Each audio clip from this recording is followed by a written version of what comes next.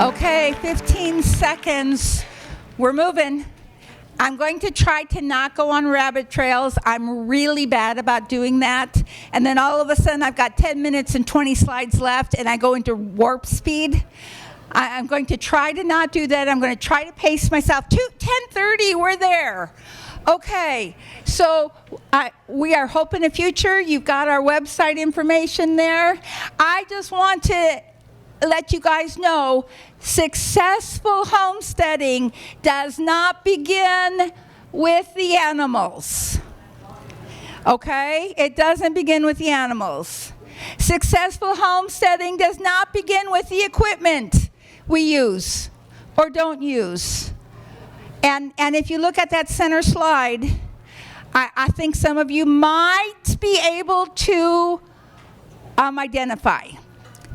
And I will tell you, in this scenario, that daddy, oh, the slide isn't there.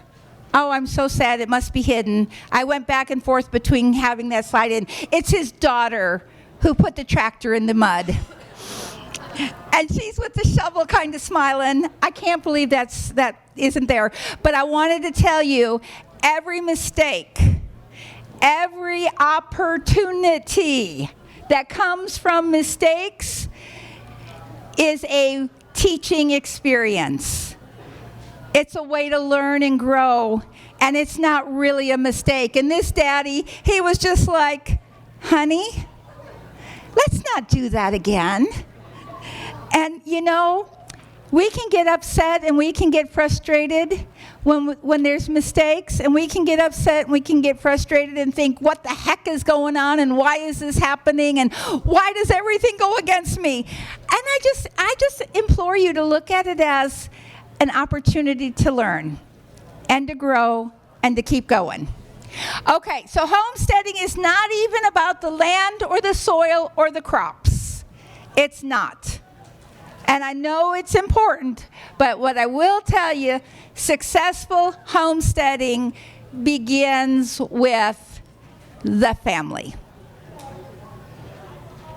And it begins with good friends. And it begins with anchored in the Word.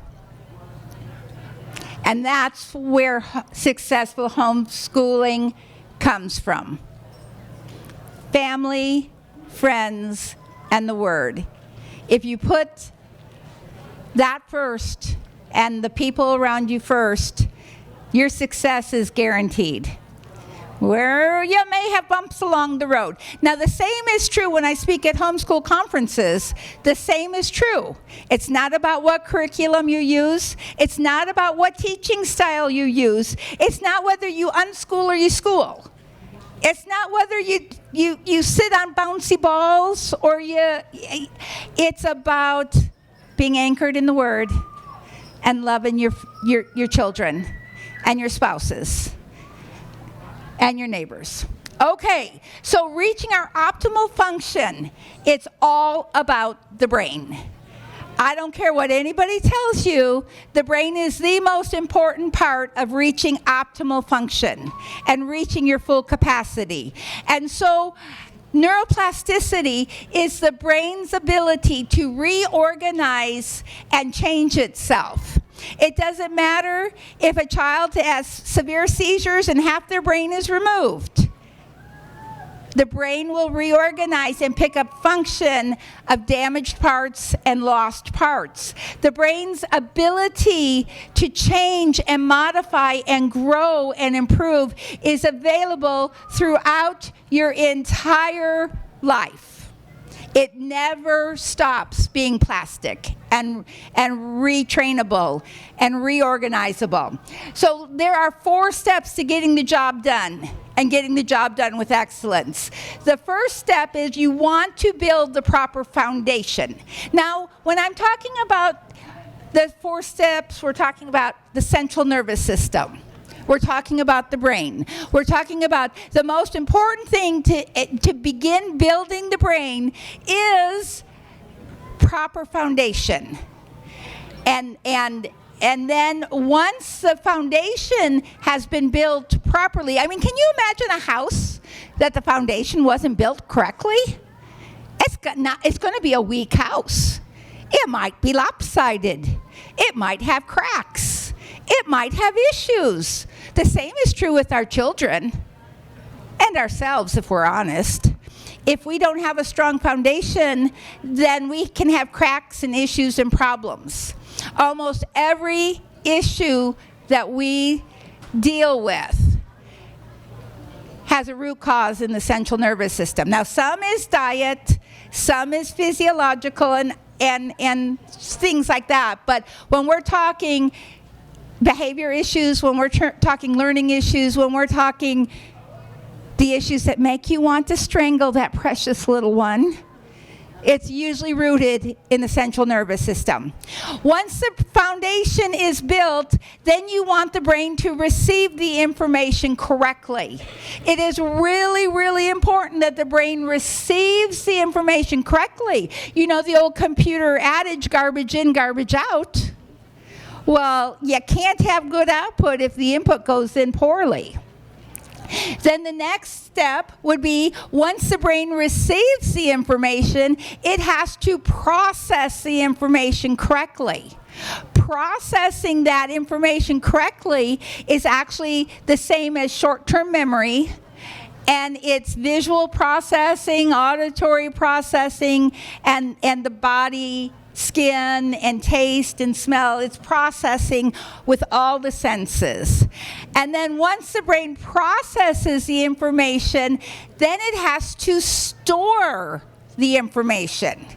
So can you see 3/4 of learning has nothing to do with the child learning or the child outputting?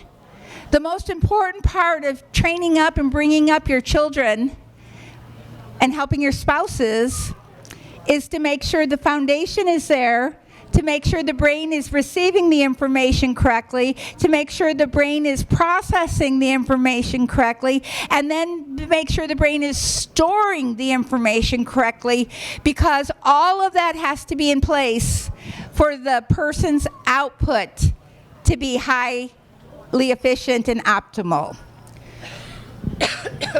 Neurological inefficiency wreaks havoc with success. Can I tell you, when you see some of the things that you see with children and adults, that you go, well, that's just their personality. That's just, they're just shy. They're just timid. They're just a behavior problem. They're just loud. But they can't, no. Those are symptoms of neurological inefficiency. And so what you have is neurological inefficiency has symptoms. And most of the world looks at the symptoms and wants to try to figure out how to take care of the symptoms. How do you cope with it? How do you live with it? What do you do with it? How do you handle it? How do you make it work? And so symptoms such as frustration, anger, disorganized, emotionality, impulsivity, distractibility, argumentative, perfectionism, attention span, focus issues, immaturity, lack of responsibility. Oh my gosh, how many of you want to wring their necks because you told them? You do your chores before you do this, and what do? Your chores aren't done and you're over here doing what you want to do, and I need you to be responsible. And so all of those are symptoms. And can I tell you, we don't have to live with symptoms. That's the beauty of the neurodevelopmental approach. You don't have to live with symptoms. Lack of motivation, lack of control, having trouble following directions and instructions, inconsistent performance. Have you ever said, baby, you know this. You did it yesterday. And you're pulling your hair out because they look at you like they have no clue what you're talking about? That's inconsistent storage of information and learning issues and special needs. And anytime you have any kind of symptoms like this, what typically happens is a negative environment comes into the home. And a negative environment zaps the joy, zaps the zest, zaps the everything in the house. Okay, so neurological inefficiency can be eliminated. Instead of running after that pig and like chasing that pig down, you can just have happy pigs that love you and surround you.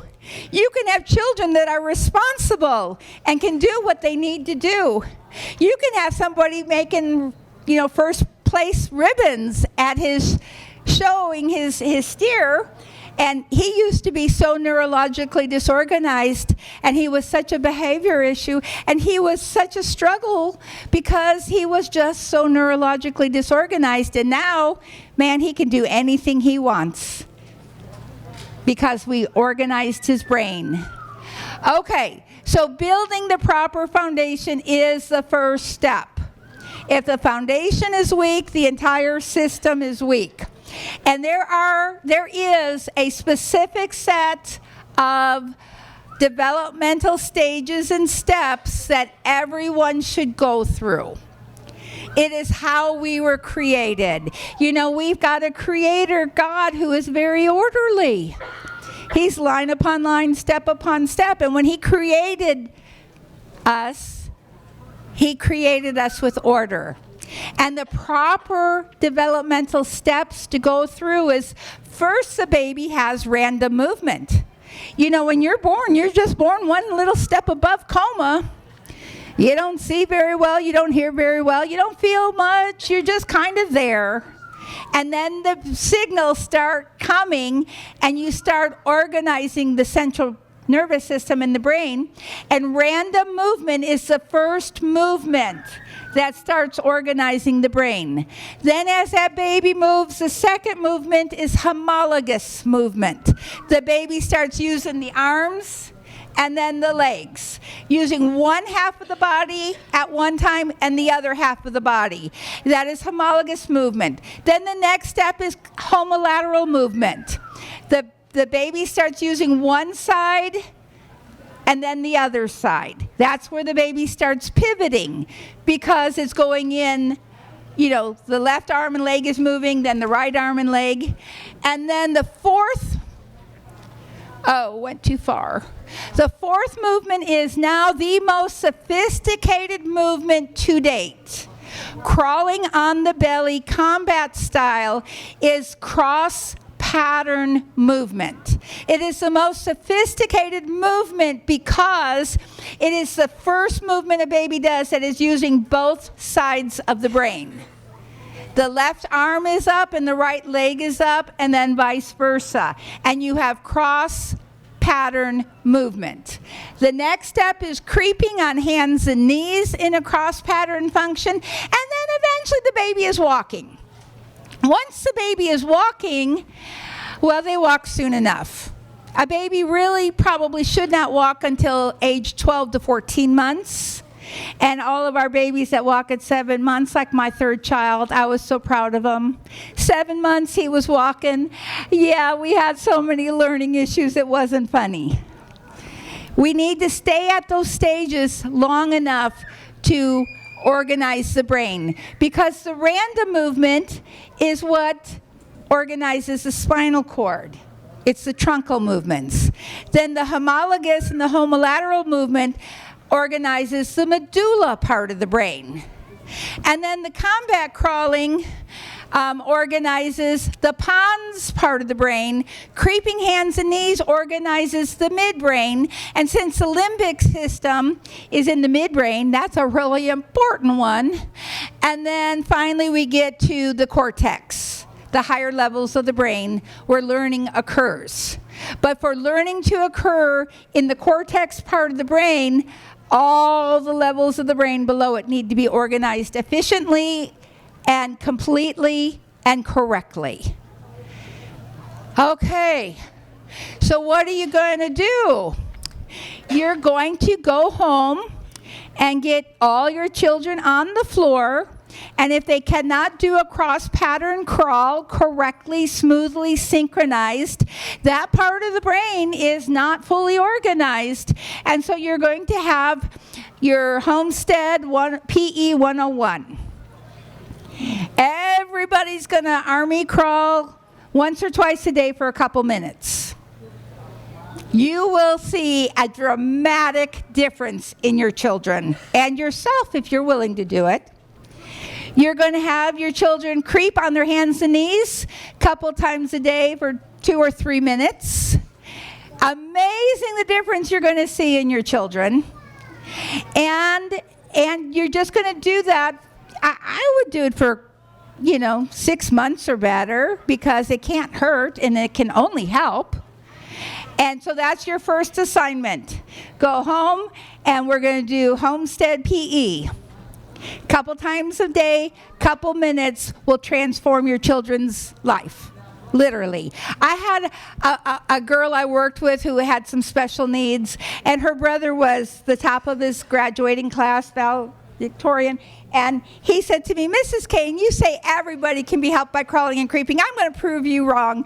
I'm doing so good. I'm good. He said, but I'm going to crawl and creep for a while. And I'm going to prove to you it doesn't do anything to change me. 3 weeks later, I get an email from him and said, oh my gosh, my concentration is so much better. He says, I actually feel like I'm calmer. And so even the best of the best usually is improved by doing this. So then the next step is receiving information correctly is imperative for optimal operation. The brain has to get the information in. How does the brain get information to the brain? Information gets to the brain through the eyes, through the ears, and through tactility. Tactility is taste, touch, smelling. And if there is any issues or problem with the brain getting the information correctly, what shows up are symptoms. The kids that are too rough, you sit there and you're gauging yourself and they're going to knock you over when they come and you're just waiting for them to knock you over. Or the kids that can't stand the tags in their shirts. Or Lordy, try to give a kid a haircut. Our son with Down syndrome, I would try in the middle of the night to go with scissors and clip his hair.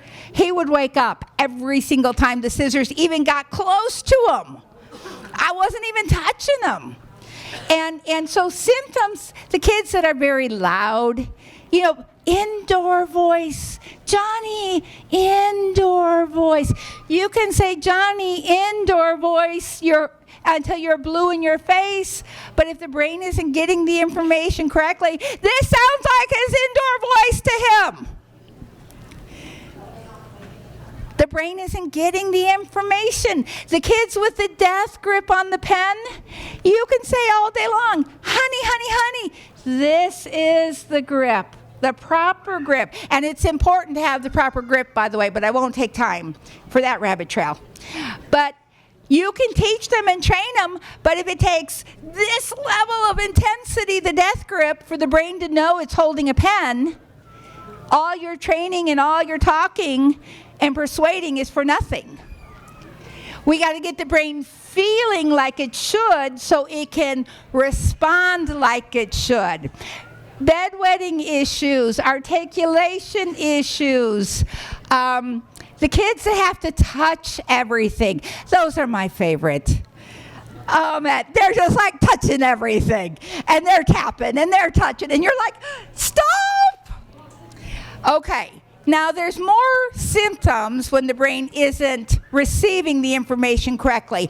Eye tracking issues, convergence issues, the kids that are highly distractible, the kids who can't focus and attend, the kids who have immaturity, the kids who have articulation problems, fears, phobias, shyness. What else do I have on my? Oh, the kids who stim, the stimming behaviors. They flap, they hum, constant noise making. All of those are symptoms. The brain is not receiving information correctly. Okay, so now the next step is, before we go to neurological organization, I want to give you a few things you can add to your Homestead 101 PE class, even though this isn't PE. Take your child and squeeze them every day, a couple times a day. Start at their fingertips and squeeze them to the point that they feel it and they respond. Start at the fingertips, squeeze and hold, squeeze and hold, squeeze and hold. Go up the fingers, go up the hands, go up the arms to the shoulder. Do both fingertips to shoulders, then do toes to hips. Okay? Squeeze, hold, squeeze, hold, squeeze, hold. They either draw their little fingers back like, what are you doing? Or their eyes pop open. If they don't feel, and some children do not feel. Can you imagine using your body if you don't feel your body? And so some children don't respond, so I just say, okay, squeeze them as hard as you can, stopping short of hurting them. Eventually that signal will make it to the brain, and the brain will go, aha, there's a body here. Oh my goodness, there's a body here. And so do that a couple times a day for a couple minutes. Now, I will tell you, I don't do a lot of public service announcements, but the first book the Lord had me write is kind of a manual. I have lots of what to do and how to do it, how often to do it, how to apply it, where to apply it, when to apply it in the first book. This book was written to give families tools in their hand so they didn't have to take copious notes while I'm trying to talk.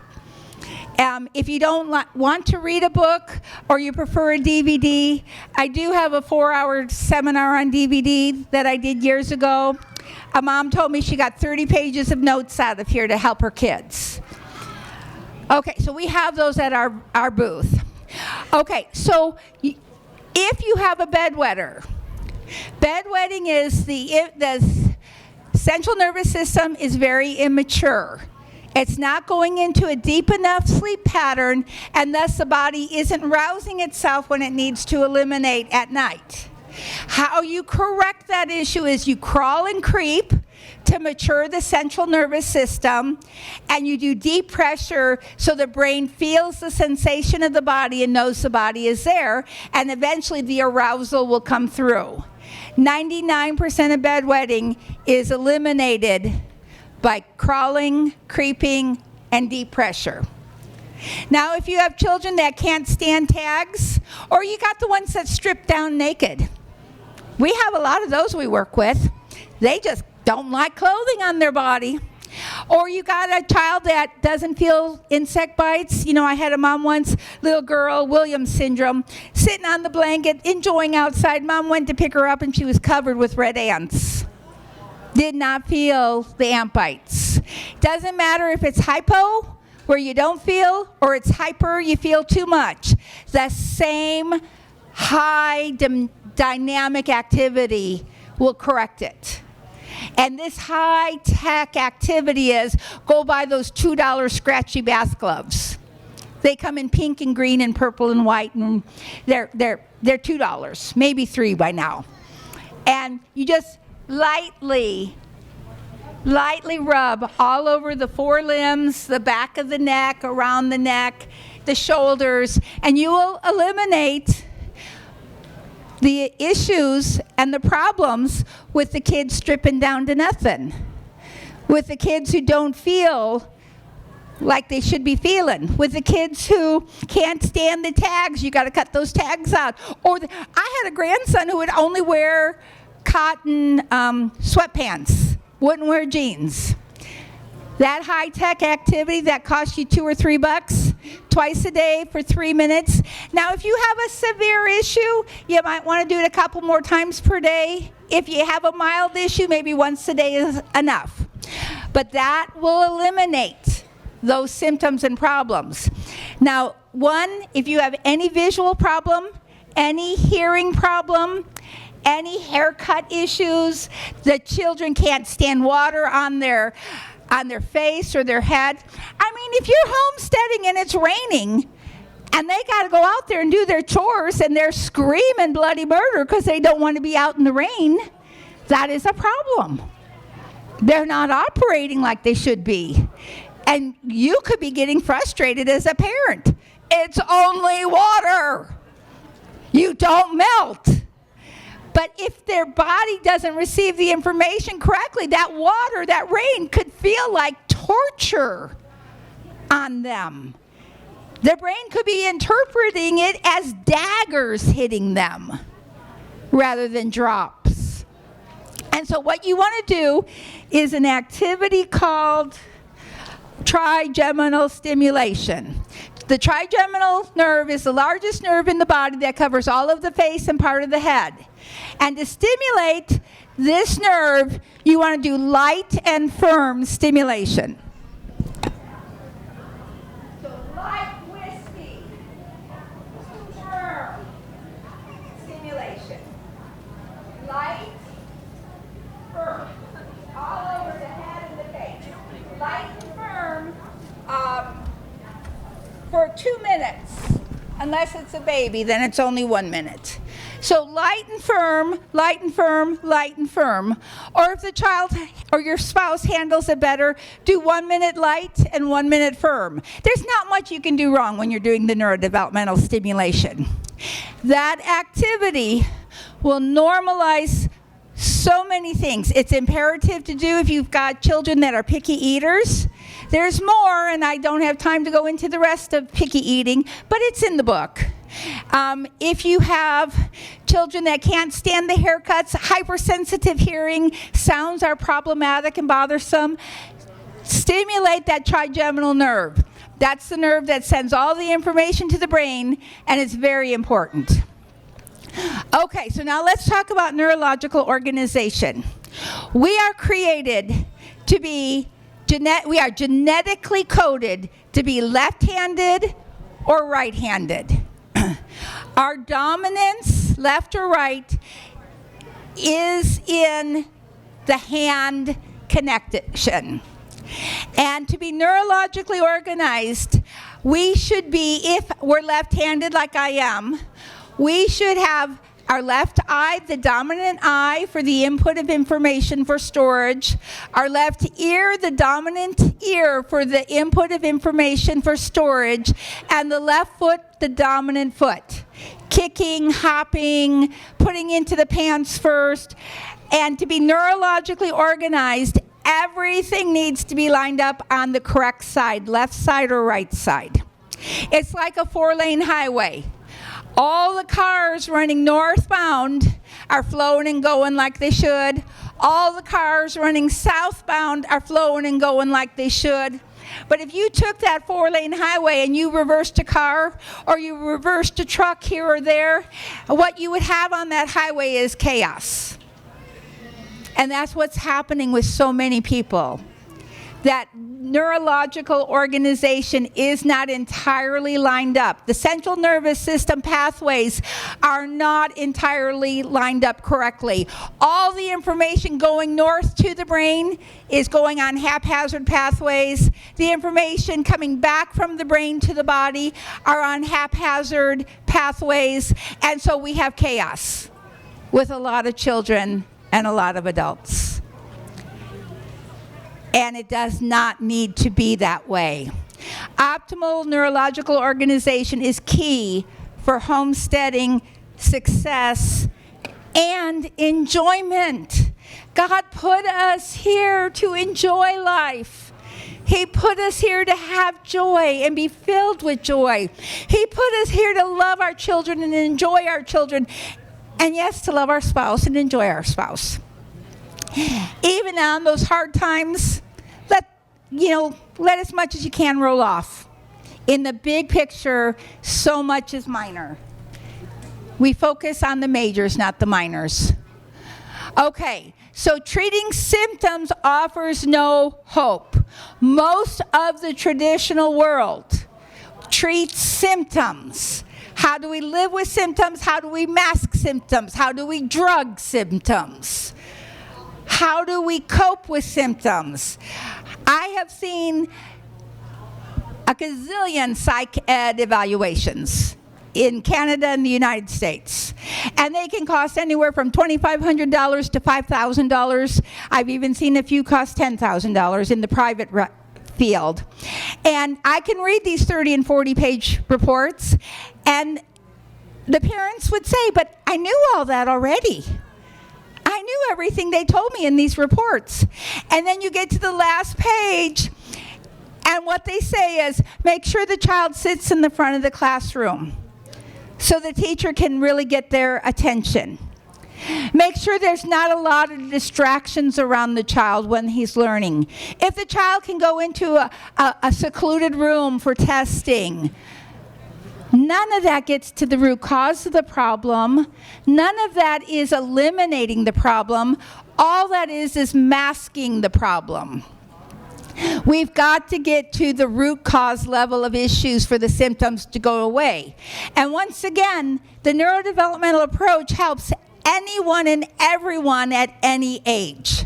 If a person has had a traumatic brain injury, if a person has had a stroke, it is imperative for them to go back to some kind of crawling and creeping. If they cannot physically crawl and creep, then we do patterning and we make the motions for that person so the stimulation still organizes the brain. Because anytime there's a traumatic brain injury or a stroke, you have lost all the foundational organization of the brain. It's gone. And the more you can rebuild the foundation and the more you can rebuild the organization, the quicker and the faster and the more complete recovery from traumatic brain injury and stroke is. Okay, too much information. Oh my goodness, we put our kids on information overload. Why do we think if we talk about it, it's going to improve the situation? You know, the more we reason, the more we talk, the further they go away from us. And so talking about short-term memory issues is huge. And so the significance of processing. A 1-year-old should be able to process one piece of information.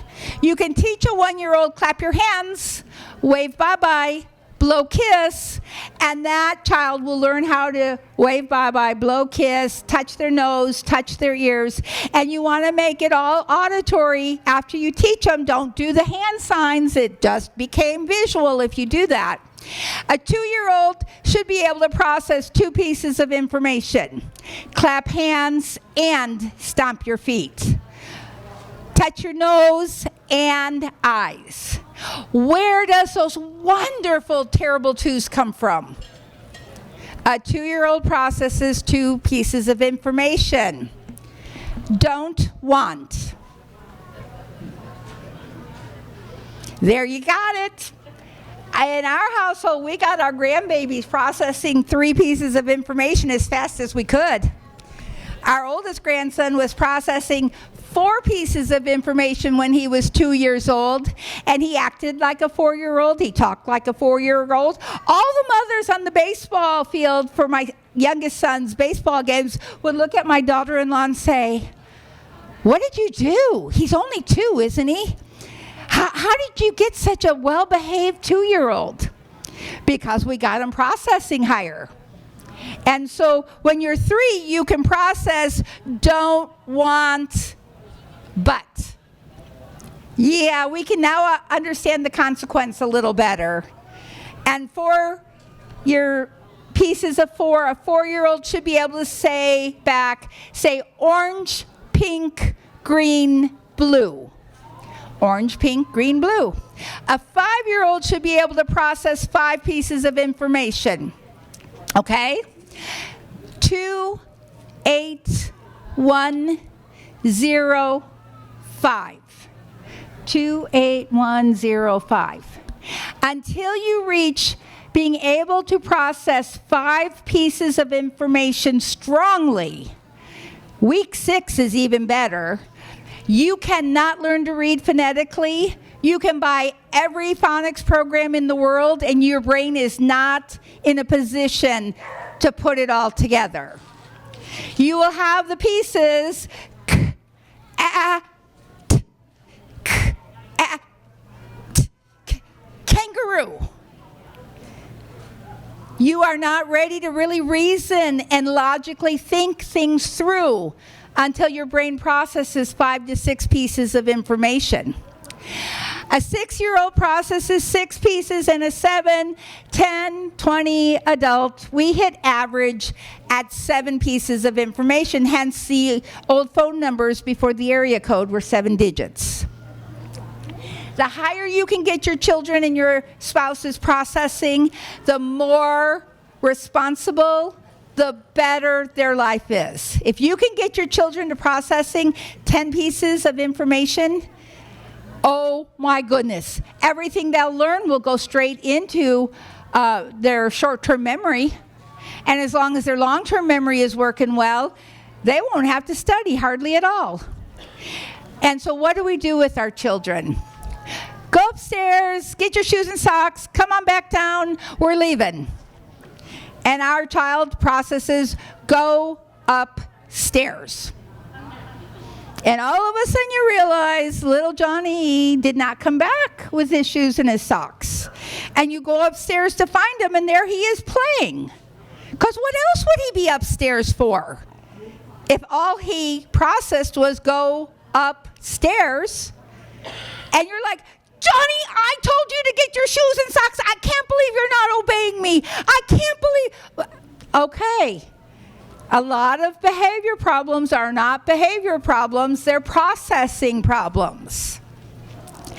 Okay, so you tell your child, I want you to go out to the milk barn. I want you to get this down and get this ready for Dad. And I want you to have the stool there for him. And I want you to be ready. He'll be there in 5 minutes. And they process, go to the milk barn. What happens after that is your guess is as good as mine. Depends on how creative your little one is that you want to strangle. Activities to improve sequential processing are exactly what I just told you to do. If they're young, have them touch things. Have them do things. Run to the door, knock on it, go to Daddy, hug them. You know, touch your nose, eyes, ears. Then as they get older, you can be like colors, repeat back animals, repeat back words. Then you can get to numbers. Then you can get to words that are hard to visualize. But you find out what their sequential ability is, and then you work at stretching them to the next level. It is a stretch. To go from a 5 to a 6 is a year's developmental growth. To go up, every single one is a year's developmental growth. So to get your children optimally working, to get your spouse optimally working, the whole family should do sequencing activities. Keep it short, keep it sweet, because it is a stretch. If you've never done push-ups, you're not going to do 10 push-ups the first time you're down there doing them. Yeah, I might do 2. And you practice 2, 2, 2, and you get to 3. And then you practice 3, 3, 3, 3, 3, 3, 3, and you get to 4. But you have to build up slowly. So we're back to Homestead 101. Add to your crawling, add to your creeping, add to your deep pressure, add to your rubbing with our tactile gloves, add to the trigeminal stimulation. Do processing activities, sequencing. All we're talking about is auditory sequencing today for lack of time. There is also visual processing.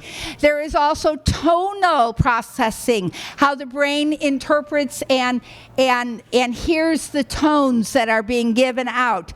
Lack of time, we don't talk about it. It's in the book. It's in the DVD seminar if you're interested. Okay, so get your children's and your spouse's processing up as high. This is Adley. I started with Adley when he was just under 1 year old. He has Down syndrome. Adley just graduated from high school. In his illustrious career in private schools, I tried to convince his mom to homeschool, and she just didn't think she could. Adley had an aide his first year of school, and within 2 weeks, the school said he doesn't need an aide. He had an aide when he transitioned to middle school. One day, the aide said he doesn't need an aide. His mom had they had adopted 2 boys from the Ukraine, and one was in the hospital. The teacher called Adley's mom when he was in 7th grade and said, hey, we got a test tomorrow. Should Adley take the test? And his mom said, nah, I haven't even been home. We haven't studied. We've done nothing. Adley was fit to be tied. Of course he was going to take that test. He scored, I believe it was 80 or 85. With no study or help from mom. And this is not a modified test. This is the test the entire class took. Adley stayed grade point, grade level in every subject through high school except for math. You know, some of us just aren't made to do math. Like me. But it's because his mom and dad got his processing so high. When he could do sequences of 8, his world opened up to him. Okay, so again, just to reiterate, it's all about the brain. We are not into coping and compensating. We are not into masking symptoms. We're not into learning how to live with behavior issues and problems. We're into organizing the central nervous system in the brain so our children can work the absolute best that they are. So if you have any symptoms of lack of analytical thought reason, any emotionality or emotions out of control, if you have behavior issues or children with depression, if you have shyness and test anxiety, and if you have that inconsistent recall of information we talked about earlier, you have a dominance issue. That 4-way highway is not flowing and going like it should. The information is not on the right pathway, roadway to the brain, and it's not coming back efficiently like it should. And these are all the symptoms when you are not neurologically organized and dominance has not been achieved. How am I doing for time? Okay. Test anxiety. The reason I loathe our culture's testing craziness. Because if your information is learned and you are mixed dominant, you are not able to retrieve that information if you get the least bit anxious and upset. Have you ever had someone say, oh, can you tell me what's the name of that actor in that movie? And you're like, oh my, I know who it is. I can't come up with his name. And then at 2 o'clock in the morning, you wake up and you know the name. Or you see someone coming towards you and you go, oh, what's their name? What is their name? Oh my gosh, what is their name? And you just want to say their name and you can't pull it out. It's because you put yourself into an anxious spot, and anytime you are anxious, you lock off your memory system. You block it and you cannot access it. So you can study with your children and study, and they know it, and they got the information, and they got the information, they know it, and they know it, and they go in the next day and they take the test and they freeze because they go subdominant. Okay, so we're talking long-term memory issues. Like that room on the top, how many of us can relate to our children's room? Or our husband's room? Or our wife's kitchen and her countertops? If you have ever said, why is she so disorganized? Why his room's such a mess? Why does she lose everything? Why is his schoolwork in chaos? Why does she know something one day and not the next? Why does it take him twice as long to do everything? Why is everything just so hard? If you've ever said that about your child or your spouse, there is a dominance issue. They have not achieved neurological organization. Remember, neurological organization is everything lines up with the correct hand dominance, the eye, the ear, the hand, and the foot. That is how you reach neurological organization. We have 2 hemispheres of the brain, and can I tell you, left brain, right brain doesn't work? That was coined by some reporters years ago, and it became a whole movement. It doesn't work if you're left-handed. We have 2 hemispheres of the brain. We have a dominant hemisphere, and we have a subdominant hemisphere. The dominant hemisphere is where analytical thinking, logical thought, reasoning, and learning resides, in the dominant hemisphere. If you are neurologically organized, everything is lined up on the left side or the right side correctly, you've achieved neurological organization, you are operating out of your dominant hemisphere. If you have not achieved neurological organization and you are not operating out of your dominant hemisphere, by default, you're operating out of your subdominant hemisphere. That's where creativity is, that's where music is, and that is where emotions are. If you have a child that wears their emotions on their shirt sleeve, or they have flash anger, or they just break down and weep at the drop of a hat, or they're just shy and they just fall between the cracks, if you have anything emotionality, you probably have a spouse or a child that is not neurologically disorganized, and their subdominant hemisphere their subdominant hemisphere of the brain is the controlling hemisphere. And if they become upset, woohoo! It just flashes and it just goes crazy. And you know what? That's not a happy place to live. It's not a good place to live. It's an exhausting place to live. It's not where we were created to live. Getting your children neurologically organized will eliminate all of those symptoms. Drugs will mask it. Drugs will attack the central nervous system. Medications are not the answer. They are a way of coping. This is the answer. This is how we see dyslexia go away all the time. This is how we see people lose the label of bipolar. This is how we see people with ADD lose the ADD label. And often the ADH label, but there is sometimes a metabolic component that's also there. You know, food allergies, gut issues, absorption issues, but this takes care of a bulk of it. This is how you get rid of all those nasty learning issues and learning labels. And you improve all the special needs children completely. You look at the eye. Are they using, well, first is the hand. Are they using the correct hand? That's hard for me to explain and tell you guys, but if you had a child that hates to write, can't stand writing, cries anytime you have them write, they took a long time maybe to choose dominance, or they chose too early.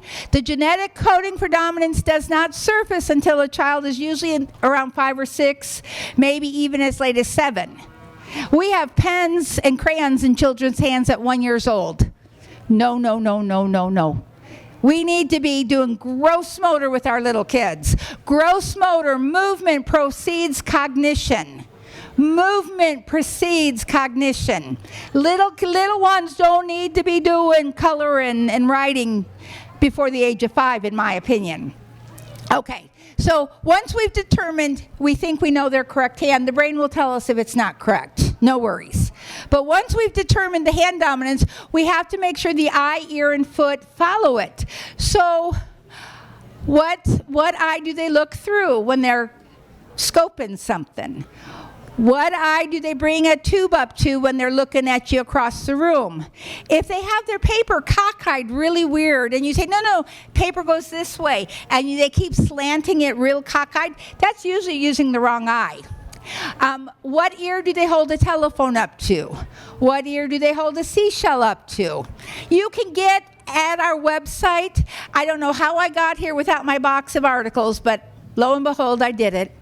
And so all our articles are on our website. I don't have them at my table, but you can get the article that talks about learning disabilities, and it gives you hints for looking for dominance. It's also in the books. What foot do they use to kick? What foot do they hop on? You can look at their dominance, and then what you do is, if they're not using their correct ear all the time, just get a little earplug. Pop it in the ear that they should not be using and build a strong pathway connection with the correct ear. Get a little eye patch. We're going to play Patch the Pirate. We're going to just occlude the eye a little bit to build the pathway strongly the way it should be. Get them hopping and kicking and doing things with the dominant, or what should be the dominant foot. You can achieve neurological organization for your spouse, yourself, or your child. And it just takes a little bit of work every single day. Yes, ma'am. My daughter is left-handed, and she's 23 now. And she was a gymnast, and a lot of things she does left-handed, and a lot of things she does right-handed. How do you know, like, if she's left-handed, should her dominant ear be left-handed and her dominant right? If you feel like she is left and should be left, everything should be left. At any age, it can be changed. I changed a 70-year-old woman once. I'm getting close on time, but I'll tell you this story really quickly. She's 72 years old, and she was having some real struggles with dementia. And her mom said, "Can you help her?" And I said, like my foolish self, I said, "Of course I can." You know. Well, I have everybody draw pictures of a house, tree, and flowers and write their name, printing and cursive if they do both. And so when she was drawing her picture, she was struggling. I mean, she was frowning, and it was such an effort to draw that picture and to write her name with her right hand. And then when she put the pen in her left hand, she had wispy, light movements, and she actually started humming. Humming! Her daughter about fell off her chair. And so there's little things you can look at. And again, I really don't do a lot of public service announcements, but I have a ton of information in books and a DVD seminar that will help you. If you would like to do this and really get down to the root of things with your kids and your spouses. Okay, now let me tell you, if you have a stutterer, 95% or better of stuttering is caused by mixed ear dominance. We eliminate stuttering usually by establishing the correct ear to be the dominant ear. Sometimes foot dominance can cause stuttering, but often, mostly, stuttering is caused by dominance. Reversals are normal around 4, 5, and 6. By the time a child is 6 going on 7, reversals should be disappearing. And so if your child still has reversals after 7, either they didn't crawl or creep enough for their dominance genetic coding to surface. Crawling and creeping is what surfaces the genetic coding for dominance, and too many kids miss those stages completely. But if dominance is wrong with the eye, and it can be 50% wrong, 20% wrong, 10% wrong, 80% wrong. It can be any percentage wrong. But if it's not correct, that's usually where reversals that come in. And it's because the information is stored incorrectly. And then the brain has to go searching for the information. And it finds the information and now has to bring that information back to the correct hemisphere of the brain to be used. And as it crosses the corpus callosum, the information flips. And so P becomes D, and D becomes B, and was becomes saw, and dog becomes God. And you have these reversals. It's visual mixed dominance. And it's fixable. It's stored incorrectly. If the information is stored incorrectly auditorily, as the brain is searching to find the information because it's stored incorrectly, you get a stammer, you get a hesitation, and you get the child that's very slow. And you just want to drag it out of your husband's mouth. And you're just pulling it out of your children or yourself. And that's almost always auditory mixed dominance. So foot dominance, we already kind of talked about how to achieve it is just use it. And hand dominance, we talked about the importance of making sure where the genetic coding is. Neurological organization is the road to success. So operating optimally according to God's design, organize the foundation of that brain, crawl and creep. The homologous and the homolateral movement usually will just automatically organize if you organize crawling and creeping. Sometimes we do homologous and homolateral movement, but usually cross pattern is enough. Receive the information correctly. Process the information correctly and establish neurological organization. All the children that have learning issues, all the adults that have learning issues, I have children with severe anxiety. When we achieve neurological organization, the anxiety is gone. 100% gone. I have adults with bipolar and children with bipolar. When we achieve the neurological organization, those go away. Dyslexia goes away. Bipolar goes away. Anxiety goes away. If there is a symptom, there is a root cause. If your plants and your trees and your farm isn't producing what it should produce and how it's producing, you're not going to keep doing the same thing to change it. You're going to check your soil. You're going to see what the roots look like. You're going to see were those good seeds?